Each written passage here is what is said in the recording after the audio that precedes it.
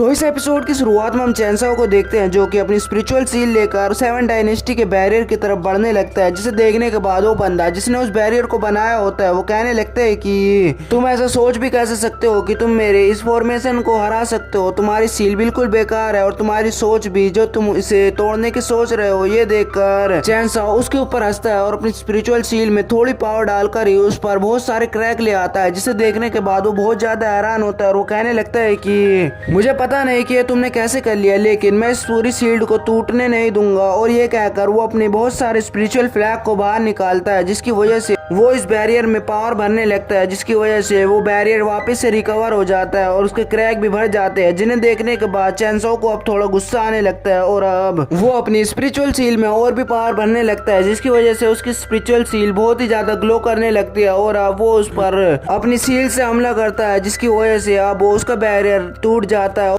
और अब उसकी वजह से एक बहुत बड़ा धमाका होता है, जिसकी वजह से उसको देखकर वो सारे बंदे जो कि सेवन डायनेस्टी से लड़ रहे होते हैं वो सारे वहां से भागने लगते हैं। उन्हें देखने के बाद सेवन डायनेस्टी के बंदों को गुस्सा आने लगता है और अब हम चैनसाओ को देखते हैं जो कि उन दोनों हाफ सेंट्रिल वाले बंदों के साथ होता है। वो उनको अपने साथ ही रहने को कहता है क्योंकि उनकी जरूरत चैनसाओ को पड़ सकती है और अब वो हवा में उड़कर अपनी स्पिरिचुअल सील से उन बंदों पर हमला कर लेता है जिनके पास वो दूसरे कमजोर बंदे होते हैं और अब जिसकी वजह से वो बाकी बंदे भी वहां से भागने लगते हैं। ये देखकर वो लीडर उस पर ही हमला करने लगता है अपने मैजिकल ट्रेजर से, जिसे देखने के बाद वो अपनी मैजिकल सील को उसके ऊपर ही फेंक कर मारता है, जिससे देखकर वो हैरान होता है क्योंकि उन दोनों के ही मैजिकल ट्रेजर बहुत ही ज्यादा ताकतवर होते हैं और अब उस बंदे का ट्रेजर नीचे गिर जाता है, जिसे देखने के बाद वो हैरान होता है और अब चैनसाओ वापस से जमीन पर आ जाता है और अपनी अब स्पिरिचुअल सील को वापस से अपने अंदर रख लेता है, जिसे देखने के बाद वो दोनों बंदे उसे ग्रीट करते हुए वहां से जाने लगते हैं और अब चैनसाओ उसके मैजिकल ट्रेजर को देखता है जो कि उसी बंदे के पास वापस जा रहा होता है, लेकिन उसे देखकर वो उसको कंट्रोल में करने की कोशिश करता है और अब ये देखकर वो बंदा अपने मैजिकल ट्रेजर को वापस से अपने पास बुलाने लगता है। ये देखकर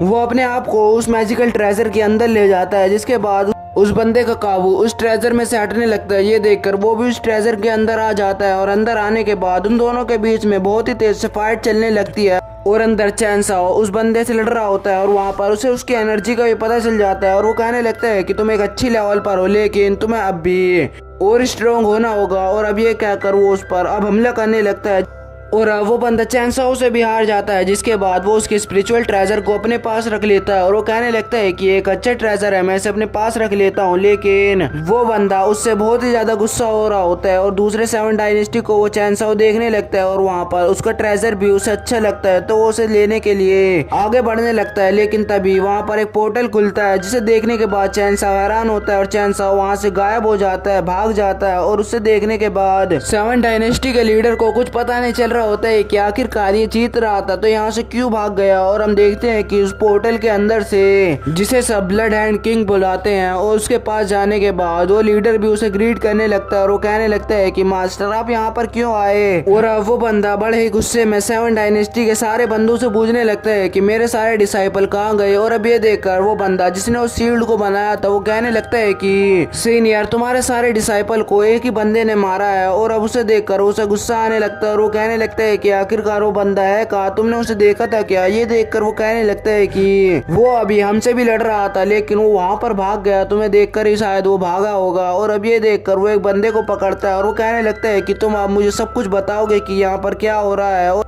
और वो बंदा डरते डरते ब्लड हैंड किंग से कहने लगता है कि सीनियर मैं जो भी कहूंगा सच कहूंगा। और वो कहने लगता है कि बहुत पहले यहाँ पर एक मैजिकल पूल था जिसके अंदर बहुत सारा मैजिकल लिक्विड था और बहुत ही ज्यादा यानी 100-200 मैजिकल क्रिस्टल थे। और अब ये देखकर वो हैरान होता है और वो कहने लगता है कि क्या तुम इस मैजिकल क्रिस्टल की बात कर रहे हो। और अब ये देखकर वो कहने लगता है कि हाँ ऐसे बहुत सारे मैजिकल क्रिस्टल यहाँ पर थे। और अब ये देखकर वो बंदा हैरान होता है और उसे पीछे फेंक देता है और वो कहने लगता है कि मैं और हमारे पास जो मैजिकल क्रिस्टल थे वो भी सेवन डायनेस्टी हड़पना चाहती थी। और अब ये देखकर सेवन डायनेस्टी का एक बंदा कहने लगता है कि तुमने हमारे सारे मैजिकल क्रिस्टल चुराए थे। और अब ये देखकर वो हैरान होता है और वो कहने लगता है कि मास्टर ये सब झूठ बोल रहे हैं, ये हमें मरवाना चाहते हैं, लेकिन अगर आप हमारी स्टोरेज रिंग चेक करना चाहते हो तो आप हमारी स्टोरेज रिंग चेक भी कर सकते हो और आप अपने पास ही रख भी सकते हो। और अब ये देखकर वो हैरान होता है और खुश होते हुए कहने लगता है कि अगर तुम मुझे अपनी स्टोरेज रिंग दे ही रहे हो तो। और वो सेवन डायनेस्टी की तरफ चेहरा कर कहने लगता है कि तो तुम्हें भी अपनी स्टोरेज रिंग देनी ही होगी। और अब ये देखकर वो बंदे भी हैरान होने लगते हैं और यहीं पर यह एपिसोड खत्म हो जाता है।